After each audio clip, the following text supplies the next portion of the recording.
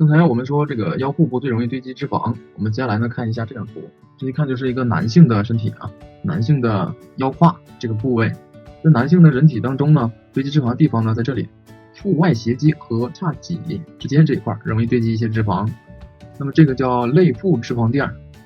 在耻骨前面这里也会堆积一个脂肪垫，耻部脂肪垫，然后呢，在臀部的后面啊，在后面的臀部的下面这个位置会容易堆积脂肪，这个是相对来说比较瘦的人体啊，它的脂肪呢并不太多，就算不多的话也会有堆积脂肪的地方，脂肪垫。这个是臀后侧脂肪垫，一边各2块，上面一块，下面一块，都存在于臀大肌下边。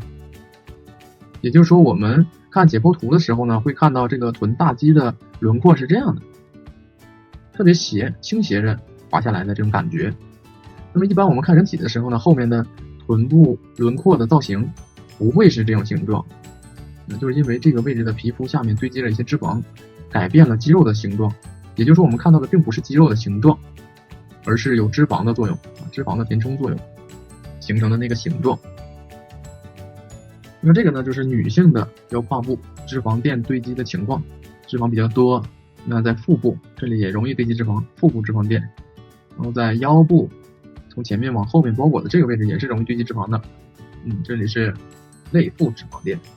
下面臀外侧脂肪垫，尤其是在臀部这里啊，特别容易堆积脂肪，尤其是臀外侧脂肪垫、臀后侧脂肪垫以及大腿外侧脂肪垫和大腿内侧脂肪垫。这里是大腿内侧，在大腿内侧、外侧和后面的臀部这些位置，还有腹部这些位置比较容易堆积脂肪。但是呢，它有一个特点啊，不管是